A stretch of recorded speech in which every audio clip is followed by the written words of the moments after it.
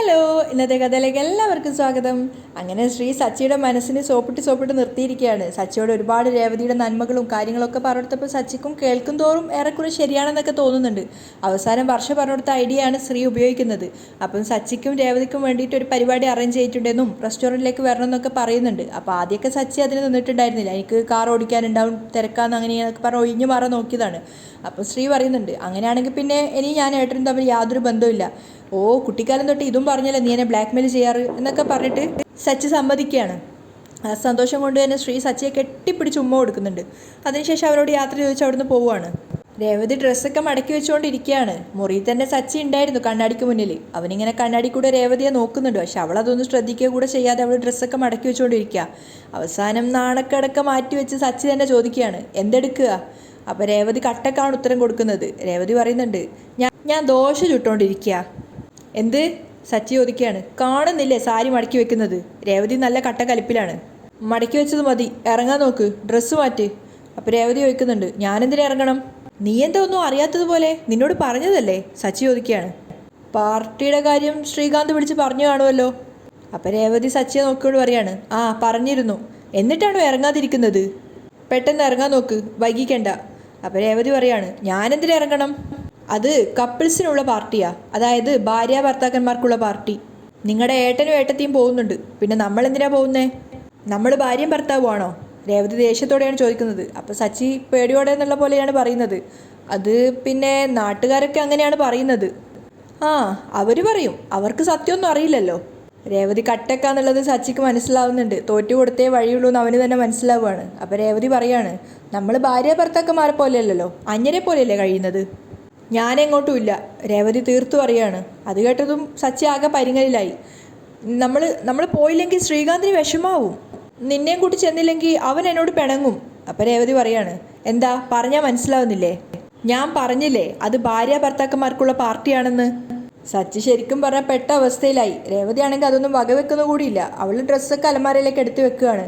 അവസാനം രണ്ടും കൽപ്പിച്ച് പതറിക്കൊണ്ട് സച്ചി പറയുന്നുണ്ട്, നിന്റെ കെട്ടിയോനാ പറയുന്നത്, നമുക്ക് പോയിട്ട് വരാം. അത് കേട്ടത് രേവതി ശരിക്കും ഷോക്കായിപ്പോയി. അവൾ പ്രണയത്തോടെ പുഞ്ചിരിച്ചുകൊണ്ട് സച്ചിയെ നോക്കുന്ന സമയത്ത് അവനും ചെറുതായിട്ട് ചമ്മലും അതുപോലെ നാണൊക്കെ തോന്നുന്നുണ്ടായിരുന്നു.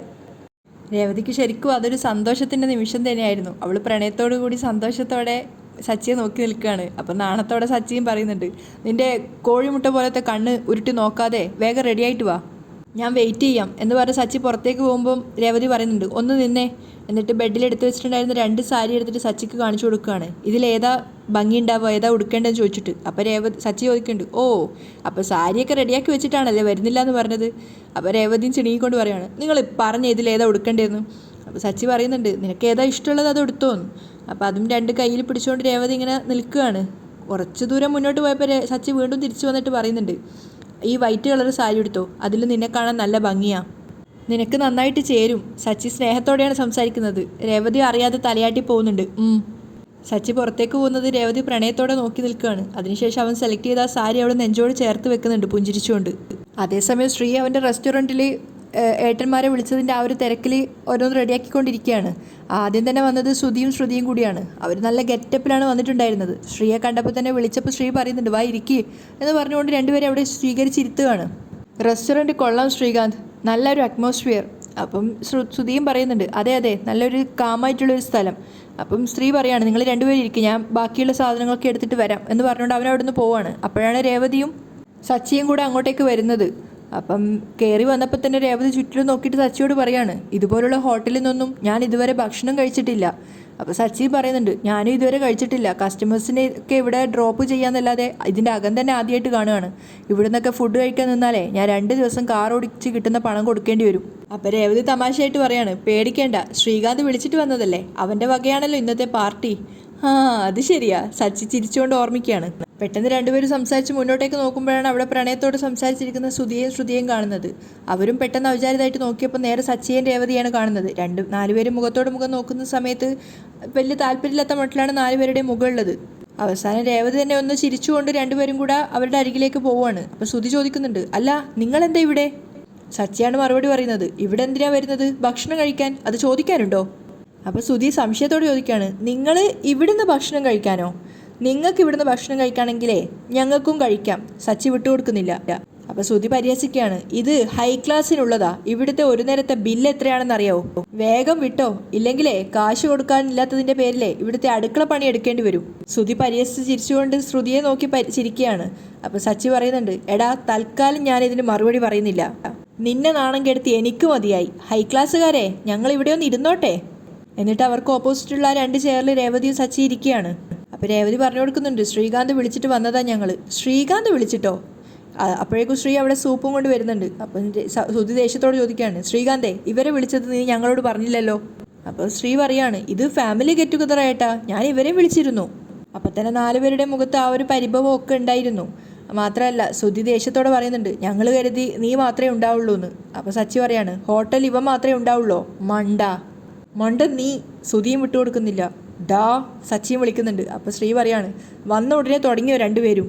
ഇതിനാണോ നിങ്ങളോട് വരാൻ പറഞ്ഞേ? സച്ചി ഏട്ടന്മാരുടെ നാവ് അടപ്പിക്കുകയാണ്. അതിനുശേഷം 4 പേർക്ക് സൂപ്പ് എടുത്ത് കൊടുക്കുന്നുണ്ട്. സച്ചി അത് മണപ്പിച്ച് നോക്കിയിട്ട് ചോദിക്കുകയാണ്, എന്താണിത്?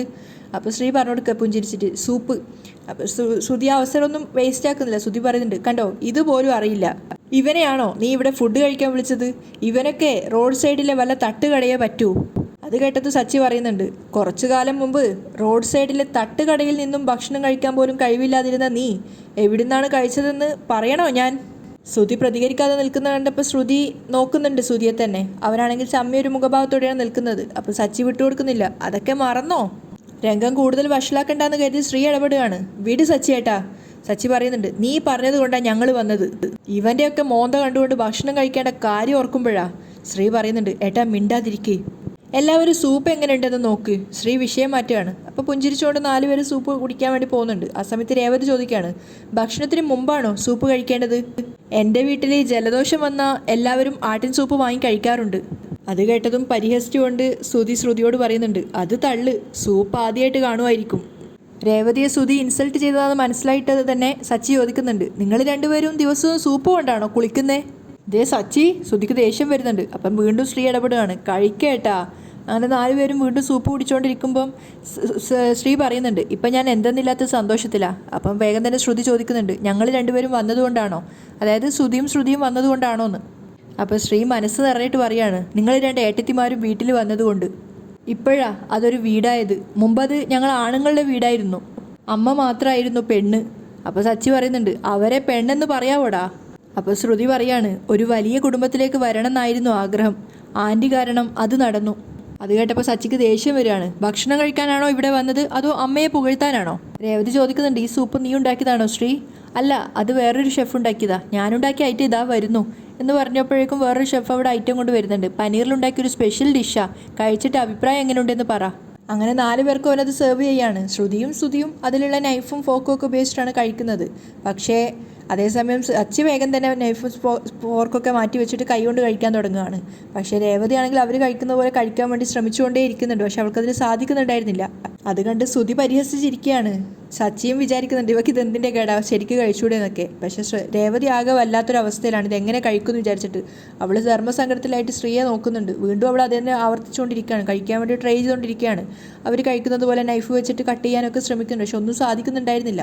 കഴിച്ചു കഴിഞ്ഞതിന് ശേഷം ശ്രുതിയും പറയുന്നുണ്ട്, ശ്രീ സൂപ്പറായിട്ടുണ്ട്. രേവതി കഴിക്കാൻ പാടുപെടുന്നത് കണ്ടിട്ട് ശ്രുതി കളിയാക്കി ചിരിച്ചുകൊണ്ട് അത് ശ്രുതിക്ക് കൂടെ കാണിച്ചു കൊടുക്കുകയാണ്. അവർ 2 പേരും രേവതിയെ നോക്കി പരിഹസിച്ചിരിക്കുന്നുണ്ട്. അത് കണ്ടപ്പോൾ സച്ചിക്ക് എന്തോ വല്ലായ്മ തോന്നുകയാണ്. പിന്നെ കഴിച്ചുകൊണ്ട് തന്നെ ശ്രീയോട് പറയുന്നുണ്ട്, സൂപ്പറായിട്ടുണ്ട്. ശ്രീകാന്ത്, നിനക്ക് ആൻറ്റിയിൽ നിന്ന് കിട്ടിയതാണോ ഈ കൈപുണ്യം? അമ്മയുടെ കൈപുണ്യം, നീ ചിരിപ്പിക്കാതെ, സച്ചി പറയാണ്. അപ്പോൾ ശ്രുതി ചോദിക്കുന്നുണ്ട്, ഇത്രയും നാളും അമ്മയുടെ ഭക്ഷണം തന്നെയല്ലേ നീ കഴിച്ചുകൊണ്ടിരുന്നത്? എടാ, നല്ല സ്വാദുള്ള ഭക്ഷണം കഴിക്കുമ്പോൾ നീ അതിനെക്കുറിച്ചൊന്നും ഓർമ്മിപ്പിക്കാതെ.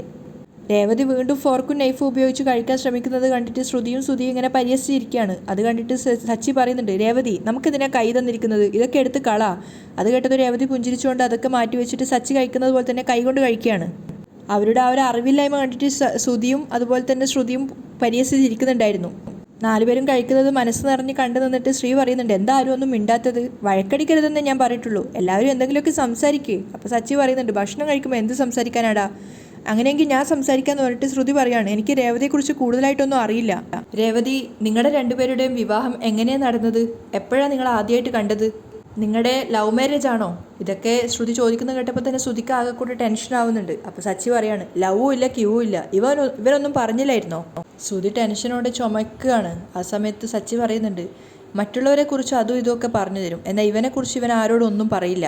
ഇവരുടെ രണ്ടുപേരുടെയും വിവാഹം ഉറപ്പിച്ചിരുന്നു, ഇവൻ്റെ സമ്മതത്തോടു കൂടി തന്നെ. അത് കേട്ടത് ശ്രുതി ശരിക്കും ഷോക്കാവുകയാണ്. രേവതിയാണെങ്കിൽ വെറുപ്പോടു കൂടിയാണ് ശ്രുതിയെ നോക്കുന്നത്. അപ്പോൾ സച്ചി പറയാണ്, എന്നാ താലി കെട്ടേണ്ട സമയമായപ്പോഴേക്കും ഇവൻ ഒളിച്ചോടിപ്പോയി. ശ്രുതി ഇങ്ങനെ ഞെട്ടിത്തരിച്ച് നിൽക്കുന്ന സമയത്ത് ശ്രുതി തലതാഴ്ത്തിയിരിക്കുകയാണ്. എല്ലാ സത്യങ്ങളും ശ്രുതി അറിഞ്ഞു. ഇനി ജീവിതം എന്താവും എന്നൊക്കെ വഴിമുട്ടി നിൽക്കുന്നൊരവസ്ഥയിലാണുള്ളത്. അപ്പോൾ സച്ചി വലിയ ആളായിട്ട് പറയുന്നുണ്ട്, റിട്ടയർമെൻറ്റ് കഴിഞ്ഞപ്പോൾ അച്ഛന് കിട്ടിയ 50 ലക്ഷം രൂപയും കൊണ്ടാണ് കടന്നു കളഞ്ഞത്.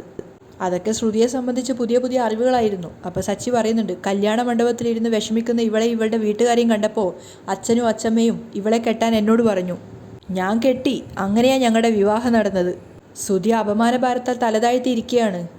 പക്ഷേ സച്ചി പറഞ്ഞതിലൊന്നും യാതൊരു വലിയ കാര്യമൊന്നും ഇല്ലാത്ത മട്ടിൽ വീണ്ടും ഭക്ഷണം കഴിക്കാൻ ഒരുങ്ങാണ്. പക്ഷെ എല്ലാവരെയും ഞെട്ടിച്ചുകൊണ്ടായിരുന്നു ശ്രുതിയുടെ സംസാരം. ഓ, അപ്പോൾ നടന്നത് സഹതാപ കല്യാണമായിരുന്നല്ലേ? ശ്രുതി ഉൾപ്പെടെ എല്ലാവരും ഞെട്ടിപ്പോയി ശ്രുതിയുടെ ആ ഒരു മാറ്റം കണ്ടപ്പോൾ. കാരണം അവൾ പ്രതികരിക്കുക അങ്ങനെയാണെന്ന് ആരും വിചാരിച്ചിട്ടുണ്ടായിരുന്നില്ല. പക്ഷേ ശ്രുതിയെ നോക്കിക്കൊണ്ട് ശ്രുതി ഇതൊന്നും അത്ര വലിയ കാര്യമല്ല എന്ന മട്ടിൽ പുഞ്ചിരിച്ചപ്പോഴാണ് ശരിക്കും ശ്രുതിക്ക് തല നിവർന്ന് നിൽക്കുന്ന ഒരു അവസ്ഥ വന്നത്.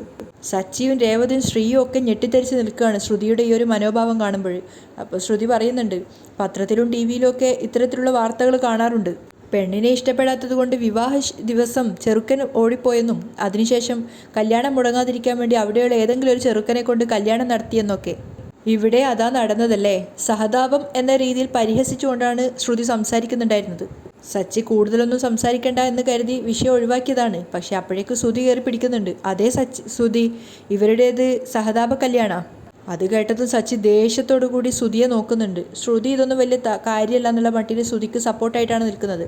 അത് മനസ്സിലായിട്ടെന്നോണം ശ്രുതി പിന്നീട് സച്ചിയെ നോക്കിയിട്ട് പരിഹസിച്ചിട്ട് മുഖം കൊണ്ട് കോഞ്ഞ കാട്ടുകയാണ്. അപ്പോഴേക്കും സച്ചിയുടെ കൺട്രോൾ പോവാണ്. ചിരിക്കുന്നോടാ നീ?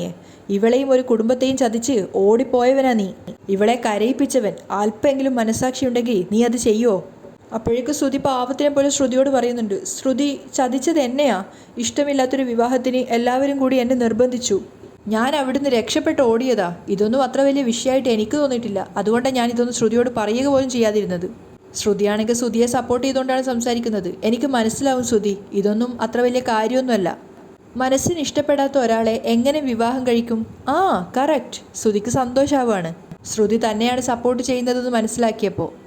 പക്ഷേ സച്ചിയുടെയും രേവതിയുടെയും മുഖത്തേക്ക് നോക്കിയപ്പോൾ തന്നെ ശ്രീക്ക് മനസ്സിലാവുന്നുണ്ട് അവർക്കത് ഒരുപാട് ഇൻസൾട്ട് ആവുന്നുണ്ടെന്ന്. അതുകൊണ്ട് തന്നെ ശ്രുതിയോട് പറയുന്നുണ്ട്, ഏട്ടത്തി ഒന്ന് മിണ്ടാതിരിക്കോ, ഈ വിഷയം അവസാനിപ്പിക്കോ എന്നൊരർത്ഥത്തിൽ ചോദിക്കുകയാണ്. അപ്പോഴേക്ക് ശ്രുതി തുടങ്ങുകയാണ്, എല്ലാത്തിനും കാരണം ഞങ്ങളുടെ അച്ഛനാ. അച്ഛനെ പറഞ്ഞാൽ മതിയല്ലോ. റിട്ടയർ ചെയ്തപ്പോൾ കിട്ടിയ കാശ് കൊണ്ട് അദ്ദേഹം എന്നെ ലോക്ക് ചെയ്തു. അത് കേട്ടപ്പോഴേക്കും സച്ചിയും രേവതിയും ശ്രീയും ഒക്കെ ഞെട്ടുകയാണ്. സച്ചി ഇങ്ങനെ കൈ ചുരുട്ടിപ്പിടിച്ച് ദേഷ്യം കൺട്രോൾ ചെയ്യാണ്. അപ്പോൾ ശ്രുതി ചോദിക്കുന്നുണ്ട്, രേവതിയെ വിവാഹം ചെയ്താൽ കാശ് തരാമെന്ന് പറഞ്ഞോ? ആ, എനിക്ക് ഇഷ്ടമല്ലായിരുന്നു ഈ രേവതിയെ വിവാഹം കഴിക്കാൻ. അച്ഛൻ നിർബന്ധിച്ചു. കാശ് കാണിച്ച് എൻ്റെ മനസ്സ് മാറ്റി. അപ്പോഴത്തെ സാഹചര്യത്തിൽ എനിക്ക് ഓക്കെ പറയേണ്ടി വന്നു. അത് കാരണം പിന്നീട് എന്തെല്ലാം പ്രശ്നങ്ങളാണ് ഉണ്ടായെന്നറിയോ? എല്ലാത്തിനും കാരണം ഞങ്ങളുടെ അച്ഛനാ. സച്ചിക്ക് നിയന്ത്രിക്കാൻ സാധിക്കുന്നുണ്ടായിരുന്നില്ല അച്ഛനെക്കുറിച്ച് പറയുന്ന കേട്ടപ്പോൾ. രേവതിയാണെങ്കിൽ നിറഞ്ഞ കണ്ണുകൾ തുടക്കുകയാണ്. അപ്പോൾ ശ്രുതി ഇങ്ങനെ പറഞ്ഞുകൊണ്ടേ ഇരിക്കുകയാണ്, അദ്ദേഹത്തിന് ബുദ്ധി ഉണ്ടെങ്കിൽ അദ്ദേഹം അതെന്നോട് പറയുമായിരുന്നോ? അവസാനം സച്ചി പറയുന്നുണ്ട്, ശ്രീകാന്തേ അവനോട് നിർത്താൻ പറ. ശ്രീ ഇടപെട്ടിട്ട് ഏട്ടനോട് പറയുന്നുണ്ട് ശ്രുതിയോട് നിർത്താൻ വേണ്ടിയിട്ട്. പക്ഷേ ശ്രുതി വീണ്ടും സംസാരിച്ചുകൊണ്ടേ ഇരിക്കുകയാണ്. എന്താടാ, ഞാൻ പറഞ്ഞത് സത്യമല്ലേ? എന്നിട്ട് വീണ്ടും ശ്രുതിയോട് പറയുന്നുണ്ട്, ഞാൻ പറഞ്ഞില്ലേ എൻ്റെ അച്ഛന് ബുദ്ധിയില്ല. ഞാൻ പറയുന്നത് മനസ്സിലാക്കാനുള്ള നോളജും ഇല്ല. എന്ത് ചെയ്യാനാ? അറിവില്ലാത്ത എൻ്റെ അച്ഛനെ പോലുള്ള ആളുകളുടെ കയ്യിലാണ് പണം മുഴുവൻ വന്നു ചേരുന്നത്. എൻ്റെ ലൈഫ് സ്പോയിലാവാൻ തന്നെ കാരണം എൻ്റെ അച്ഛനാ. ആ പണം എൻ്റെ കയ്യിൽ നിന്ന് പോവാൻ തന്നെ കാരണം ഞങ്ങളുടെ അച്ഛനാ. എൻ്റെ അമ്മ പാവം ഇതുപോലൊരാളെ കെട്ടിയത് കാരണം എൻ്റെ അമ്മയുടെ ജീവിതവും പോയി. ഒന്നിനും കൊള്ളാത്തൊരാളാ ഞങ്ങളുടെ അച്ഛൻ. ഭയങ്കര സിമ്പത്തിക്കായിട്ടാണ് ശ്രുതി സംസാരിക്കുന്നത്. പക്ഷേ എത്ര നിയന്ത്രിച്ചിട്ടും സച്ചിക്ക് അവസാനം നിയന്ത്രിക്കാൻ സാധിച്ചിട്ടുണ്ടായിരുന്നില്ല. എന്താടാ നീ എൻ്റെ അച്ഛനെ കൊണ്ട് പറഞ്ഞത് എന്നും പറഞ്ഞുകൊണ്ട് മുഷ്ടി ചുരുട്ടിക്കൊണ്ട് എഴുന്നേൽക്കുകയാണ്. എന്നിട്ട് ശ്രുതിയുടെ ഷർട്ടിന് കുത്തിപ്പിടിച്ചിട്ട് അവനുമായിട്ട് തല്ലുണ്ടാക്കുകയാണ്. അപ്പോഴേക്കും സച്ചിയും രേവതിയും അതുപോലെ ശ്രുതിയും ബാക്കി ഹോട്ടലിലുള്ള ആൾക്കാരൊക്കെ കൂടി ചേർന്ന് പിടിക്കാനൊക്കെ ശ്രമിക്കുന്നുണ്ട്. അപ്പോൾ സച്ചി പറയാണ്, അച്ഛനെ പോയി പറഞ്ഞു പറ്റിച്ച് കാശ് കൊണ്ടുപോയി കളഞ്ഞതും പോരെ, എന്നിട്ട് അച്ഛനല്ലേ മുഴുവൻ കുറ്റവും?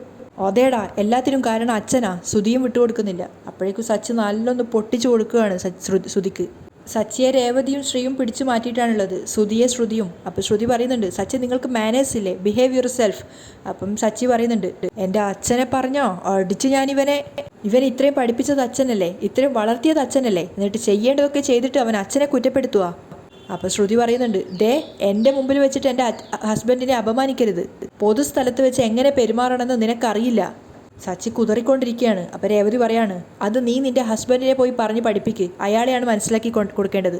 എന്തൊക്കെയാ അയാൾ അച്ഛനെക്കുറിച്ച് ഇപ്പോൾ പറഞ്ഞത്? അങ്ങനെ വലിയൊരു കലാപത്തിലായിട്ടാണ് ഇന്നത്തെ ഈ എപ്പിസോഡ് അവസാനിച്ചിട്ടുണ്ടായിരുന്നത്.